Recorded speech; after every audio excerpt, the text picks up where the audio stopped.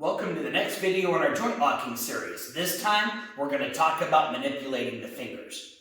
Now, finger locks are very good for pain compliance, but they're not very good for controlling the person's center of gravity.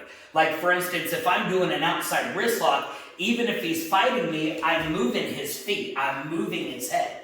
With the arm bar, even if he's strong and he's fighting me, I'm still moving him around with it. But with the finger lock, most of the time, the only reason they're moving is because they're complying to pain.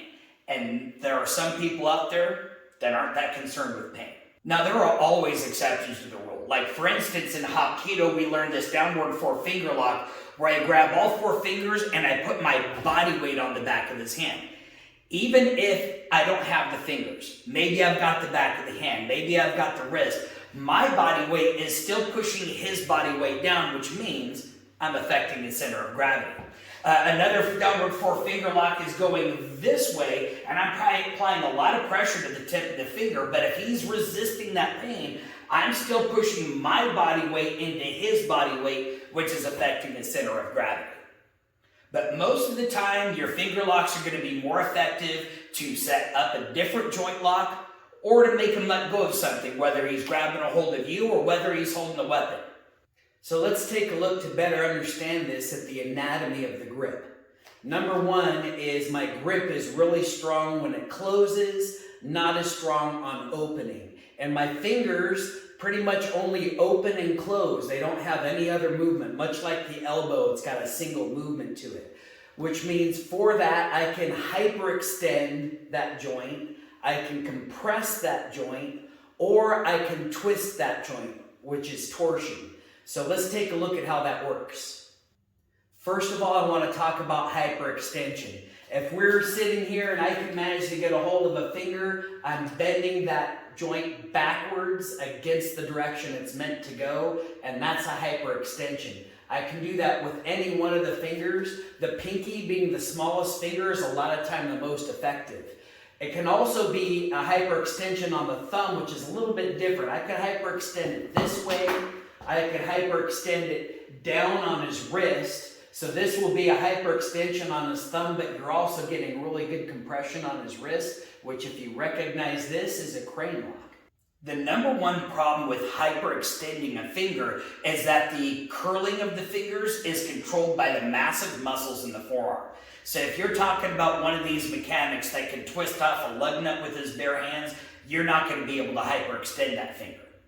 Now, like you mentioned earlier, the hand isn't nearly as strong opening as it is closing.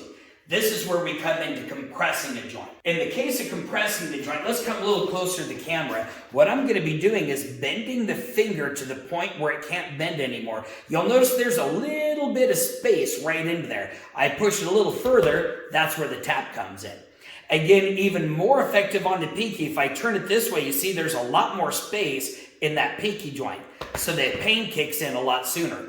Even with the thumb. Now, the thumb's not really a finger, it's a pollex because it only has two joints. But when I bend the thumb this way, look at how much space is left by the time the joint stops moving. If I'm just pulling the finger on a gun, that becomes a really good compression technique on the thumb.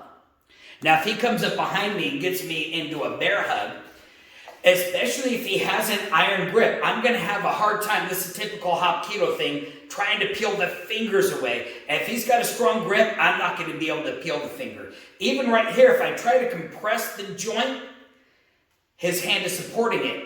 But look, when I grab the pinky, it's not nearly as supported, so he lets go almost right away. Then that leads us into our final way of manipulating a joint, which is through torsion, twisting it. I love this one on the thumb. Look, the thumbs are right here on the top. I can bend it one of two ways. I'm going to use my thumb as a fulcrum down on the bottom joint. Then I'm going to take the top of his thumb and I'm going to point it in a way that he doesn't like. Even if I can't get it with this hand, if I go the other way, I push on the tip of the thumb, I support down on the bottom part of the joint, I can twist this way, and again, it makes him let go. The fingers are really good for bending, but there's nothing that supports them on their twist. Now, the grip works the same, whether they're gripping their own hand, or they're gripping your hand, or they're gripping a weapon. We'll come in here a little bit closer. If I can manage to secure the weapon, I can grab the thumb, and I have a compression I can do on that thumb. I have that torsion I can do on that thumb. That thumb is very important because this is the key to gripping the weapon. I also have a compression on the pinky. It's really easy from here. Again, this is the weakest finger, and I'm just sliding it off the stick, and I have that nice compression lock that can actually lead to an hyperextension. And you can see once I get the hand in that position, he's not gripping that weapon anymore. Let's take a look at the effectiveness of finger manipulation. Here's a demonstration by Professor Wally J., the founder of Small Circle Jiu-Jitsu.